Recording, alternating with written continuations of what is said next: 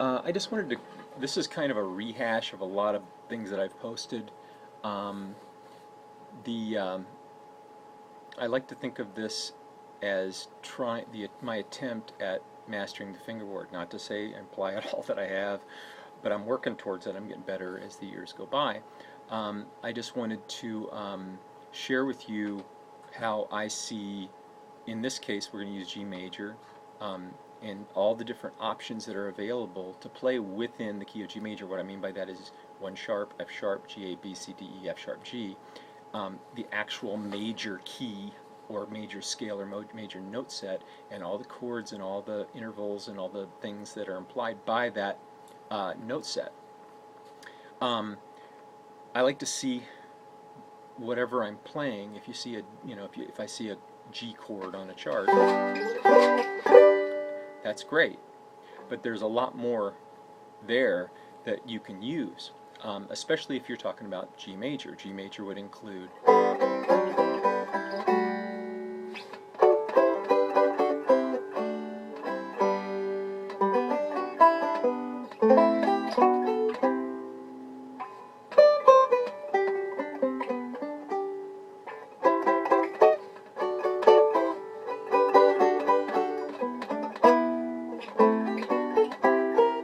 oops.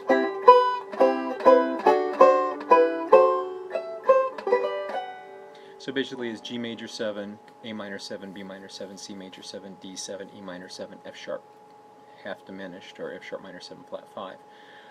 Those are the chordal sounds that are implied by G major, and then all the modal scales that go in that, along with that key too, and all the intervals and actually pentatonic shapes that fit within that key. Anyway, here's I'm just going to noodle a little bit, stop and talk, and tell you what I'm doing and where these sounds come from, and how when I see just G major on a chart, G major, not G blues, not that sound, not that sound, not that sound, but G major.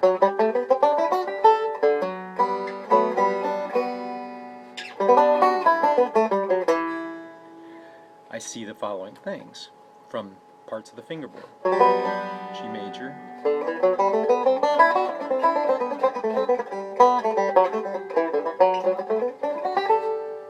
G major,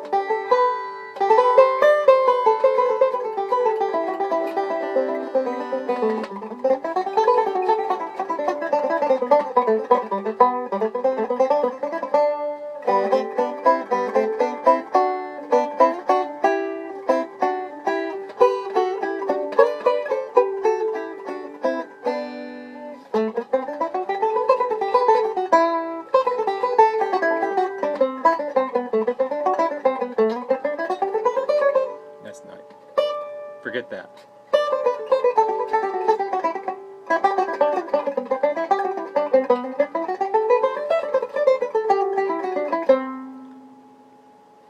Chord, chord, chord, chord, chord, chord, chord, scale.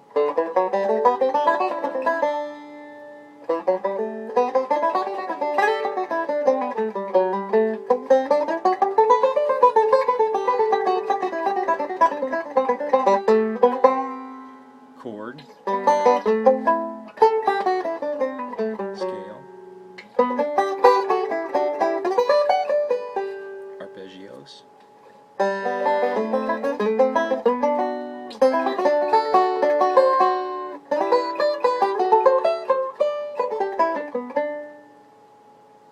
chords and scales.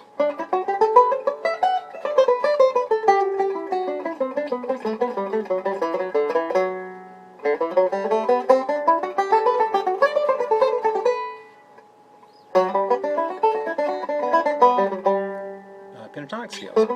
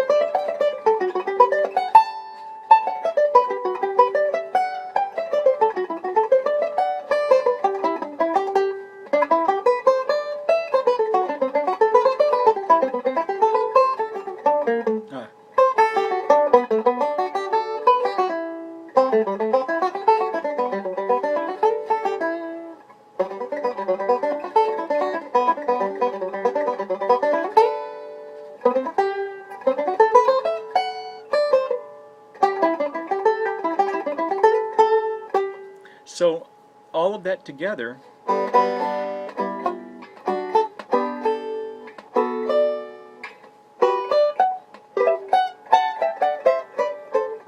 it's all G major, and I messed up a couple times in there, but the idea is if you see how scale notes piece together and chords weave within there, you see those scale tones and then you see those chord tones, you begin to get a feel for the whole fingerboard, to where when I see G, there's a lot of ways of coloring just that G sound.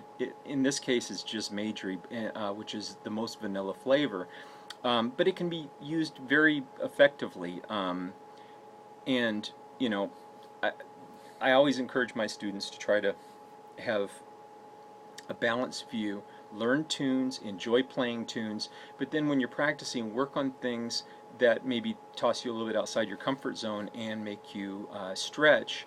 And sometimes they're actually, I was going to say sometimes they're not fun. For me, studying scales and arpeggios is fun. I just have a ball doing it because I create games like a video game. I'm always, something I'm working on now is just this pattern. And if you see what my hand's doing, my right hand.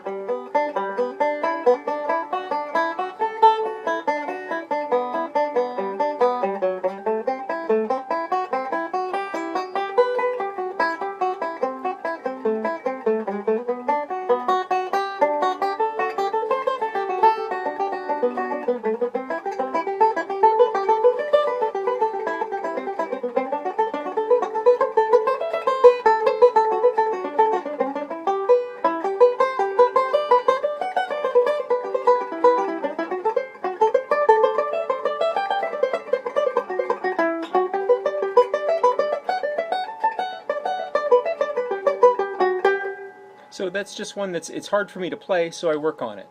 You know, call me crazy. I find something that's uncomfortable, I try to do it a bunch of times until I'm not comfortable with that one yet, so I flub up a lot on it. But there are some days I'm not comfortable with anything. I'm not even comfortable putting my picks on some days. Anyway, enjoy that. That's I think if you look at all the tabs that I have and the videos that I've done, those early ones will give you, you know, regardless of how you play with your right hand, it gives you ideas on types of patterns and things that you can play.